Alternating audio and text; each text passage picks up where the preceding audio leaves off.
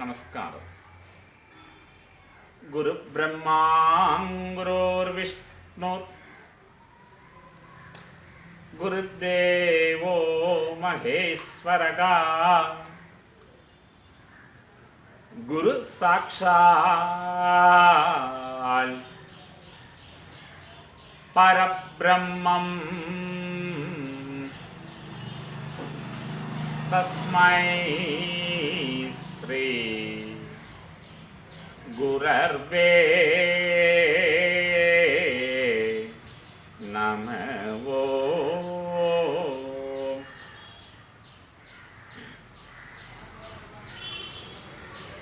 നമസ്തേ.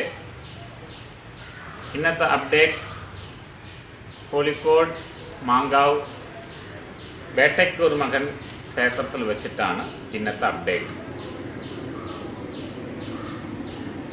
എല്ലാ കാര്യങ്ങളും ശാസ്ത്രീയമായും അതുപോലെ തന്നെ ഒരു മതപരമായ വിശ്വാസം എന്ന രീതിയിലും അതിൻ്റെ ഒരു പുറം വിശ്വാസം മറുപുറം അന്ധവിശ്വാസങ്ങളും ജനങ്ങളുടെ മുന്നിൽ എല്ലാ വിഷയങ്ങളും കാഴ്ചവെക്കുന്ന ഏക ചാനൽ കേരളത്തിലുണ്ടെങ്കിൽ ഹൈടെക് ഹാപ്പിനെസ് തന്നെ. ഇതാണ് ശരി, ഇത് തന്നെ ശരി, അങ്ങനത്തെ ഒരു ശരി ഈ ലോകത്തിൽ ഇല്ല.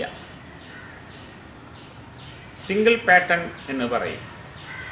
ഒരു വിഷയത്തിനെ എല്ലാ പാറ്റേൺ സ്റ്റെക്കിലും അതിന് റിയാലിറ്റി അനാലൈസിങ് മെത്തഡ് ഓഫ് തിയറി അത് ചെയ്യുമ്പോഴാണ് എത്ര വിഷയത്തിൽ അത് ശരി എത്ര വിഷയത്തിൽ തെറ്റെന്ന് കാണാൻ പറ്റും. ഒരു വിഷയത്തിൽ ശരി മറ്റൊരു വിഷയത്തിൽ തെറ്റാണെങ്കിൽ അത് തികച്ചും അന്ധവിശ്വാസമാണ്. ശരി അത് എല്ലാ പാറ്റേൺസിലും ശരിയായിരിക്കണം. അതാണ് സയൻസ്. നിങ്ങൾ വിശ്വസിച്ചാലും വിശ്വസിച്ചില്ലെങ്കിലും കണ്ണിൽ തൊട്ടാൽ കൊള്ളും. അതാണ് സയൻസ്. വിശ്വസിച്ചാൽ മാത്രമേ അത് സംഭവിക്കൂ, വിശ്വസിച്ചില്ലെങ്കിൽ സംഭവിക്കില്ല. അത് കപടശാസ്ത്രത്തിൻ്റെ ഭാഗം. അപ്പോൾ നമുക്കിതെല്ലാം ചിന്തിക്കാം.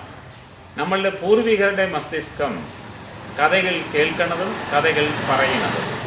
കഥകളെ കേട്ടാണ് അവർ ഒരു മയക്കമുണ്ടായത്. എൻ്റെ ഗുരുനാഥൻ പറയും, തലച്ചോറ് ഒരു കഞ്ചാവ് തോട്ടമാണ്, എല്ലാം മയങ്ങിക്കൊണ്ടേയിരിക്കും. മയക്കം മയക്കം മയക്കം. ഈ രീതിയിലാണ് കാര്യങ്ങളെല്ലാം മുന്നോട്ട് പോയിക്കൊണ്ടിരിക്കുന്നത്.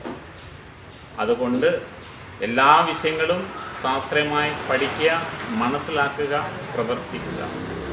മനുഷ്യൻ മസ്തിഷ്ക പ്രകാരം 98% അന്ധവിശ്വാസിയാണ്. അത് എല്ലാ വിഷയത്തിലും സ്വന്തം അച്ഛനെ വിശ്വസിക്കുക. അച്ഛൻ അവൻ സ്വഭാവം അനുസരിച്ചിട്ട് മകനക്ക് 8ന്റെ പണി കൊടുക്കുമ്പോൾ ദോഷം വരും. മനുഷ്യൻ മസ്തിഷ്കപരമായി കുടുംബപരമായി ആയാലും ജോലിപരമായ വിഷയത്തിലായാലും മതപരമായി ആയാലും മനുഷ്യൻ 98% അന്ധവിശ്വാസിയാണ്. എന്താണ് അന്ധവിശ്വാസി ആവാനുള്ള കാരണം? പ്രപഞ്ചത്തിലേക്ക് പാറ്റേൺസുകളെ തെറ്റായിട്ട് വ്യാഖ്യാനിക്കുന്നതാണ് മനുഷ്യൻ പരാജയപ്പെട്ടത്. അറ്റാച്ച്മെന്റ്സ് ഡിറ്റാച്ച്മെന്റുകൾ മനസ്സിലാക്കണം. അങ്ങനെ കുറേ തത്വങ്ങൾ ആംചർ ഫിലോസഫി എന്ന തത്വശാസ്ത്രത്തിൽ പറയുന്നുണ്ട്. ചാരുകസാര സിദ്ധാന്തം. മനുഷ്യൻ്റെ തലച്ചോറ് ചാരുകസാര സിദ്ധാന്തമാണ്. പരീക്ഷണങ്ങളും നിരീക്ഷണം ഇല്ലാതെ കണ്ട് അപ്പടിയെ വിശ്വസിക്കുന്ന ഒരു മസ്തിഷ്കമാണ് ഹോമോസാപ്പിയൻസ് തൊട്ട് ഈ കാലത്ത് ജീവിക്കുന്ന എല്ലാ പുരുഷങ്ങളും സ്ത്രീകളും കുട്ടികൾക്കുള്ള ആ തലച്ചോറ് കഞ്ചാവ് തോട്ടം എന്ന് പറയണം. ആ കഞ്ചാവ് തോട്ടത്തിൽ ചില കഞ്ചാക്കൾ ഗുണങ്ങളെ ചെയ്തിട്ടുണ്ട്. അതിനെക്കുറിച്ചിട്ടാണ് ചില കഞ്ചാവ് എന്ന് പറയുന്നത് ഗുളികൻ. ചില കഞ്ചാവ് ഗുളികൻ.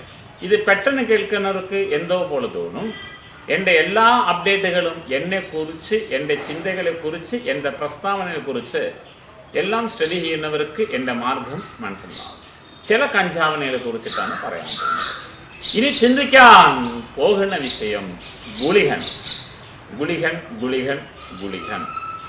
ഇംഗ്ലീഷിൽ ടൈറ്റൻ ഫിസിക്സ്, അതിൽ ടൈറ്റൻ എന്ന രീതിയിലാണ് ഗുളികനെ ആട്രിബ്യൂഷൻ ആരോപിക്കുന്നത്. ഗുളികൻ എന്ന രീതിയിലാണ്. ശൈവം, വൈഷ്ണവം, ശാക്തേയം, കുമാരം, ഗണപത്യം, ഈ രീതിയിലാണ് ശങ്കരാചാര്യർ നമ്മൾ ശാസ്ത്രജ്ഞങ്ങളെ അഭിമുഖീകരിക്കുന്നത്. ശൈവത്തിലാണ് ഒരുപാട് മൂർത്തികളുടെ സ്വരൂപം ഉണ്ടാവുന്നത്. അതിൽ ഗുളികൻ എന്ന് പറയുന്നത് ഒരു ശൈവമൂർത്തിയാണ്. ഇതിൻ്റെ ഉത്ഭവ കഥ ഇങ്ങനെയാണ്. രാവണന്റെ മകൻ അറിയാമല്ലോ, മേഘനാഥൻ. മേഘനാഥൻ ജനിക്കുമ്പോൾ അറിയാമല്ലോ, രാവണൻ സകല ശാസ്ത്രത്തിലും പാണ്ഡിത്യം, സകല കലാവല്ലവൻ. ശരിക്കും എനിക്ക് രാവണയെക്കാട്ടിലും രാവണോടാ ഇഷ്ടം. പറയാൻ കാരണം എല്ലാം പക്ഷേ പുരാണങ്ങളെല്ലാം ഈ രീതിയിലാണ് വ്യാഖ്യാനിക്കുന്നത്. ശരികളെ മാത്രം, തെറ്റുകളെല്ലാം. പറയാൻ കാരണം നിങ്ങൾക്കറിയാം, ഹിറ്റ്ലറെ കുറിച്ചിട്ട് തെറ്റായിട്ട് എല്ലാവരും വ്യാഖ്യാനിക്കുക. റോഡ് ടാക്സ് കൊണ്ടുവന്നത് ഹിറ്റ്ലറാണ്. ഹിറ്റ്ലർ തന്നെയാണ് നമ്മൾ കേരളത്തിൽ അമ്മമാർ, വല്യച്ഛന്മാർ, ചെറിയച്ഛന്മാർ കല്യാണ വീട്ടിൽ ആദ്യം ഉണ്ടാക്കുന്ന ഉപ്മാവ് അത് കണ്ടുപിടിച്ചത് ഹിറ്റ്ലറാണ്. അതിനൊരു ചരിത്ര കഥ ഉണ്ട്, പിന്നീട് വരുന്ന അപ്ഡേറ്റിൽ പറയാം. രാവണൻ സത്യസന്ധനും ധർമ്മിഷ്ഠനും എല്ലാ പാണ്ഡിത്യമുള്ള ആളാണ് രാവണൻ. രാവണനെ കുറിച്ച് ഇന്ത്യ പുരാണങ്ങളെല്ലാം തെറ്റായിട്ടാണ് വ്യാഖ്യാനിച്ചിട്ടുള്ളത്. രാവണന്റെ ചരിത്രം പഠിച്ചാൽ രാവണനെ നിങ്ങൾ കൈയിട്ട് പൂജിക്കാൻ തോന്നും. അത്രയും നല്ല നിങ്ങൾ പുരാണത്തിലും പ്രതിഭാസം കൂടിയിട്ട് കണ്ണ് കാണരുത്. പ്രതിഭാസത്തിൽ നിന്ന് പ്രമാണത്തിൽ യാത്രയാണ് വേണ്ടത്. രാവണൻ ശ്രേഷ്ഠനാണ്, ഒരിക്കലും സംശയമില്ല. ഇനി നമുക്ക് കഥയിലേക്ക് പോവാം. ഇനി പറഞ്ഞ കഥയിൽ ചോദ്യമില്ല. ആദ്യം തന്നെ പറയാം, കഥയിൽ ചോദ്യമില്ല. പക്ഷേ കുറേ ആൾക്കാർക്ക് മാറ്റമുണ്ട്, ചില ആൾക്കാർക്ക് മാറ്റമില്ല എന്ന് പറയുന്നുണ്ട്. ആ രീതിയിലെ ഹൈടെക് ഹാപ്പിനെസ് എന്ന പ്രോഗ്രാം മനുഷ്യ മസ്തിഷ്കത്തിൽ ടൈപ്പ് ചെയ്യാൻ സംബോധനം ചെയ്യുന്നത് ഇപ്രകാരമാണ്. അറിയാമല്ലോ, ഗുളികൻ എന്ന് പറയുന്ന കഥ. ഇപ്പൊ രാവണന്റെ മകൻ മേഘനാഥൻ ജനിക്കുമ്പോൾ രാവണൻ ഈ നവഗ്രഹങ്ങളെല്ലാം കൊട്ടാരത്തിൽ വിളിച്ചു. കഥയിൽ ചോദ്യമില്ല. നവഗ്രഹങ്ങളെല്ലാം കൊട്ടാരത്തിൽ വിളിച്ചു പറഞ്ഞു. എന്താണ് പറഞ്ഞത്? എൻ്റെ മകൻ മേഘനാഥൻ ജനിക്കാൻ പോവുകയാണ്.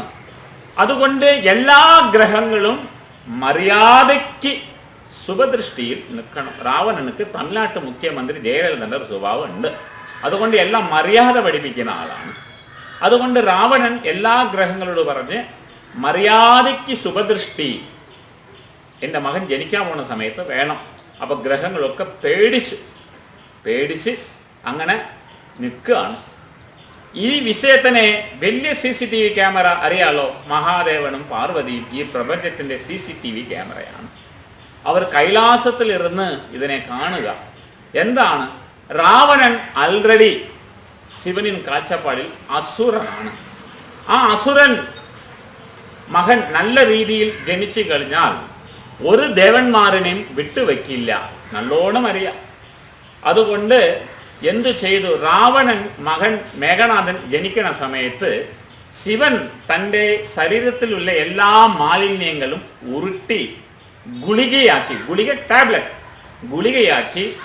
ജനിക്കുമ്പോൾ കൈലാസത്തിൽ നിന്ന് മഹാദേവൻ ശിരസിൽ കളഞ്ഞതാണ് ഈ ഗുളികൻ.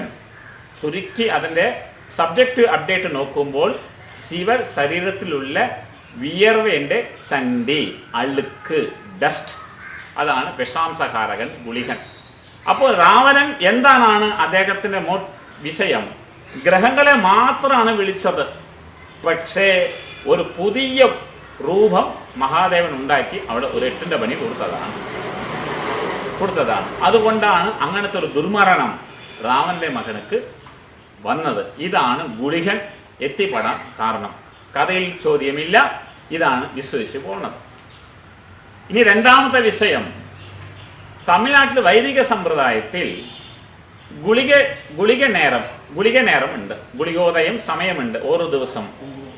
ആ ഗുളിക സമയത്തിൽ ആരെങ്കിലും വീട്ടിൽ ഗ്രഹത്തിൽ മരിച്ചാൽ അടുപ്പിച്ച് മരണം വരും എന്ന രീതിയിൽ പ്രസ്താവന ഉണ്ട്. ഗുളികോദയം ഇപ്പൊ ഇന്ന് രാവിലെ 6 to 7 ഗുളിക സമയമാണ്. ആ 6 to 7 ഒരാൾ മരിച്ചാൽ തറവാട്ടിൽ തുടർന്ന് ദുർമരണങ്ങൾ സംഭവിക്കും. ഇതാണ് ഗുളികന്റെ കാര്യങ്ങൾ. അതുകൊണ്ട് ഗുളികോദയം ഇപ്രകാരമാണ്. അപ്പോൾ ഗുളികന്റെ സമയത്തിൽ ഒരു മരണം സംഭവിച്ചാൽ അടുപ്പിച്ച് തറവാട്ടിൽ മരണം ഉണ്ടാവും എന്ന രീതിയിൽ ഒരു നാട്ടാചാരം ഉണ്ട്.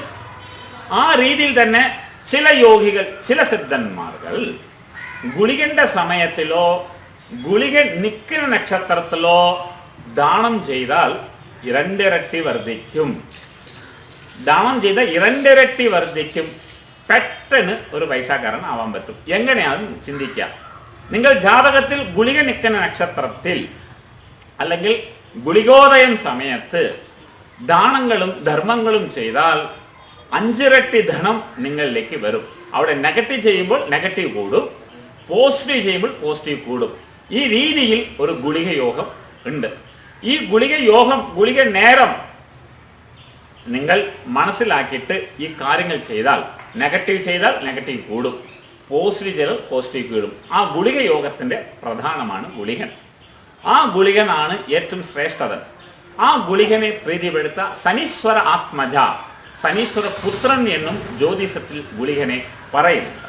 അതുകൊണ്ട് ഇപ്രകാരം ഗുളികനെ നിങ്ങൾ ഉപാസിച്ചും ആരാധിച്ചു കഴിഞ്ഞാൽ നേട്ടങ്ങൾ കൈവരിക്കും. ഇനി പറയാണ്, കഥയിൽ ചോദ്യമില്ല, മനസ്സിലാക്കി പ്രവർത്തിക്കുക. നല്ല നമസ്കാരം. ജയ് ഹിന്ദ്.